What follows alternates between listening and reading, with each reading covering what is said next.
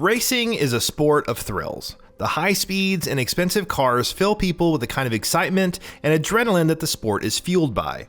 If a racing game is going to compete in that market, it needs to do a good job of simulating those kinds of thrills on the screen.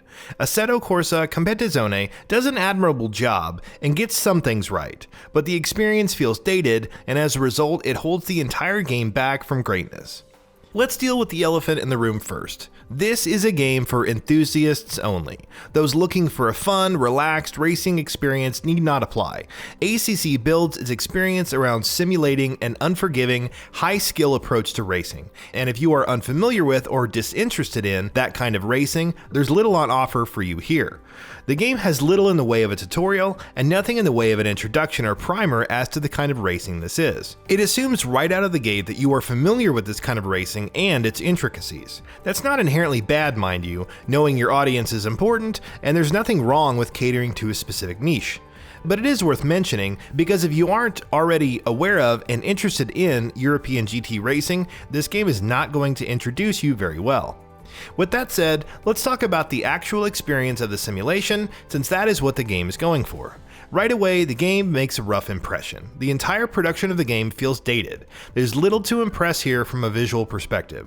The cars look decent enough, but the environments and the other visual effects are severely lacking.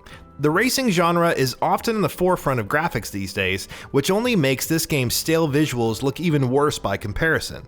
Environments are flat and uninteresting, and the minimal attention to lighting means that everything looks more or less the same, regardless of visibility conditions. Heavy rain and fog simply add a gray filter to the whole screen, resulting in little of the challenge that those conditions should bring to a race. And weather effects on the whole look fairly poor, particularly the rain effects. When racing in third-person view, the rain effects leave a kind of artificial trail of your car in your wake. I'm not sure it's supposed to be some kind of reflection or if it's simply just a result of bad particle effects, but regardless of the reason, it makes the game look cheap and dated. Driving in the cockpit view, a popular choice for simulations like this, isn't great either. The cockpit view is very cluttered, and that can make it hard to see the track ahead of you. In this regard, the game arguably takes its simulation too far.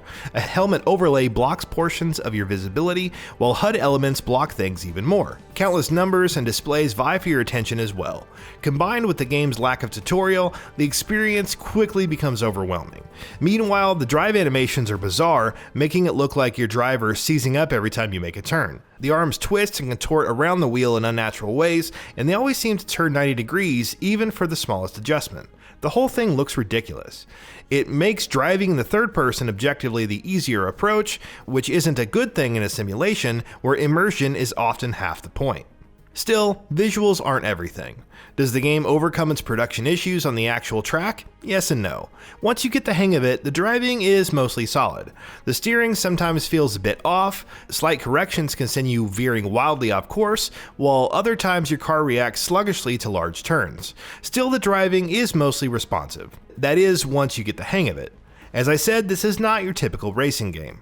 This is a kind of racer that is built around speed and brake control. It's all about gunning it on the straightaways and tightly controlling your brakes to make winding hairpin turns.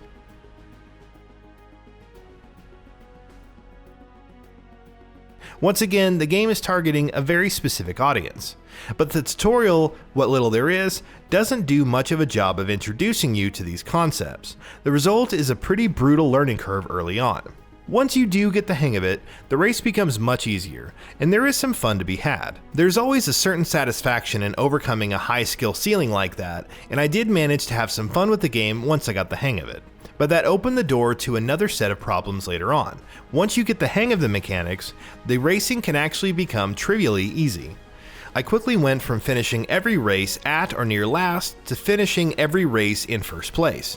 You can adjust the difficulty up or down, but in my experience, things really didn't change that much. There is still fun to be had at this point, but it definitely hampers the experience. The game isn't flowing with things to do either. There's two main modes, a championship mode and a career mode. Both of them are fairly straightforward, with the career mode simply serving as a longer version of the championship mode. In both, you run through a series of courses, vying for the best position. The career mode adds in placements, team sponsorships, and things like that. It's fairly standard. There's also a quick play mode where you can choose from a variety of different tracks and race types, as well as weather conditions, time of day, and other variables. A rotation challenge mode offers up a handful of different challenges that you can attempt. And of course, an online mode allows you to test your mettle against players around the world.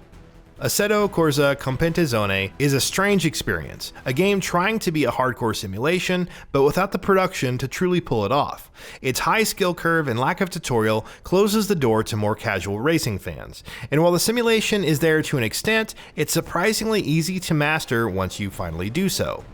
Combined with the poor visuals and lack of content, it results in a game with remarkably little to offer to its target audience as well. I suppose some hardcore enthusiasts of European GT can probably get some decent enjoyment out of this game. It's not bad, I had fun with it.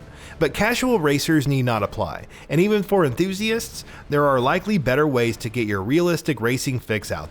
And that wraps it up. If you like what we are doing, please consider subscribing to our channel, and don't forget to switch on the bell notification icon. That way you will never miss out on any of our videos.